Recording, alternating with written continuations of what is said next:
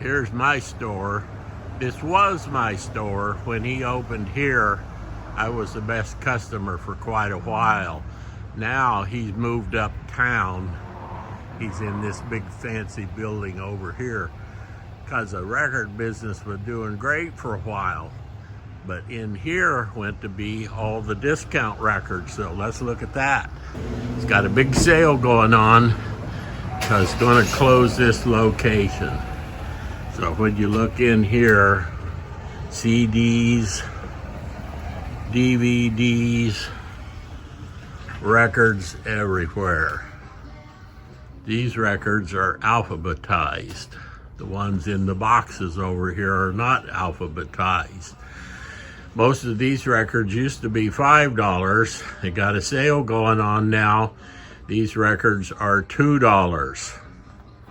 Different things in different prices here, but if it used to say more than $2, now it's $2. Sale price. If it's $1, it's still $1. So I'm going to show you a few records that I picked up. So I stopped in the other day. I just went through A, B, and C. I got 17 records, and for $2 a piece, that's the most fun you can have for $2 or $34. So take a little look here. This location will be closing at the end of this month, and everything in here is going to go. Dollar CDs, just boxes and boxes and boxes. Yeah, I don't have time to dig through all those, but I'm going to come back and go through the rest of the alphabet, and I'm going to go through all of these boxes over here. So I'm hoping maybe by Christmas, these $2 records will be $1 record.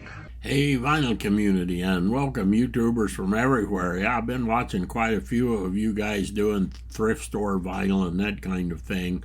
Well, I'm too old. That's a lot of work for me. I'm 81 years old now. So I went to my store. I've been there a few times. I cut way back last year.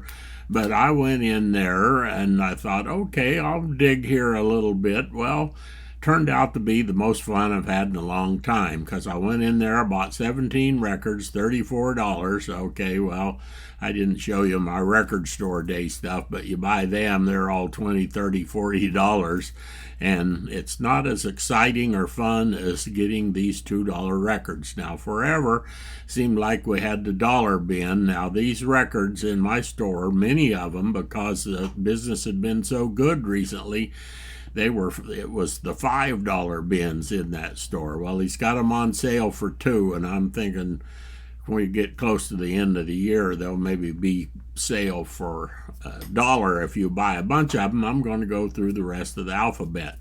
I'm going to go through these real quick. I'm not going to take them out. I'll just tell you a little bit about them. A lot of them you'll know about. One or two of them is going to have another video about them, but they had a couple boxes out on the street, and I started looking. So what was the first one I found? Johnny Winter, White, Hot, and Blue, 1978. Real nice condition. That's the other thing. Even a few of these records where the covers are a little bit worn, the records were all in VG, VG Plus, or better. One of the big surprises, I'm a big fan of Roy Block. I did a complete video about her stuff. Turns out I had the CD for this, but I didn't have the record from 1987. I figured I'm just getting a dupe. Okay, I got two records here. Elvin Bishop, Og Heaven, Still in the Shrink. Elvin Bishop, Let It Flow. This is one of his real early records. Now, I'm a fan of him. I saw him live many times. I'm going to do a whole video on Elvin Bishop here before long. Almost all of his records are dollar bin records, and he's one of those guys in the 70s that they call a one-hit wonder, although he had a really long, active music career. Roy Buchanan, Livestock, Live. Now again, record's got a little wing wear, a little worn.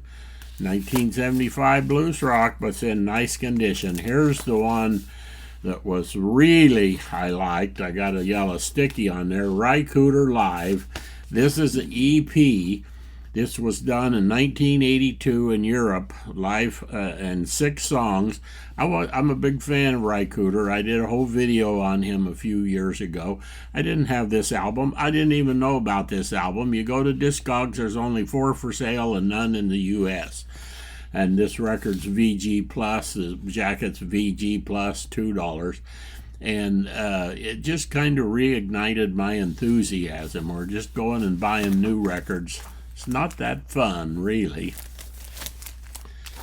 Satin Sound, Brooke Benton, back from my time, and it's got 2 tunes on here that he did duets with Dinah Washington. 2 record set. Happy to have that.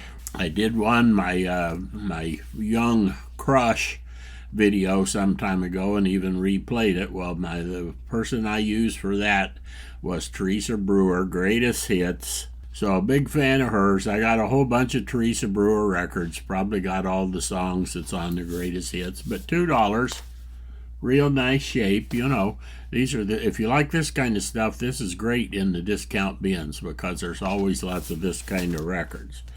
Here's another one. I have a pretty big Hawaiian Exotica record collection, still in the shrink, living stereo.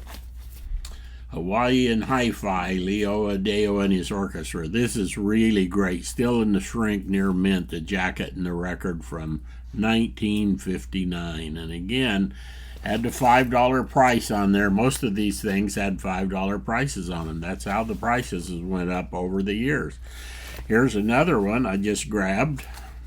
Ray Charles, Do the Twist, from 1961. I'm a Ray Charles fan. I wasn't familiar with this record. They even got the directions on the back how to do the twist, and there's 2 copies of the same record in here, so the store maybe's missing one. I gotta pull the worst one of these out and take it back to the store in case they got an empty jacket. Volume 9, America's Greatest Hits. This is the OG. Again, a lot of times these are really well played. This is really nice condition. I didn't have any Chicago records at all. And one of the people I'm a fan of, and I've showed a few records. I'm going to show these quick, but this is a great kind of example of the dollar bin, the $2 bin. Glen Campbell. Maybe should do a video about him. He's a virtuoso guitar player. Everybody remembers him when he started singing and having hits, but I watched him on the Smothers Brothers Hour, where he was a guest artist every week and just do an instrumental on his 12-string guitar. And of course, most of you know he was part of the Wrecking Crew, but he just gets forgotten about guitar playing and thought about as a singer-songwriter. And you see how young he is in those pictures. 1, 2, better get them so you can see them. 3, some of these still in the shrink. 4, 5, 6. According to Discogs, I got 13 Glen Campbell records, and most of them are really good, and I've shown a couple of them in videos before I thought was outstanding. But that just kind of got me going again, going and digging for discount records, finding stuff you can afford to take them home, it don't matter, and then you end up with, in my case here, a whole handful of treasures out of all of these.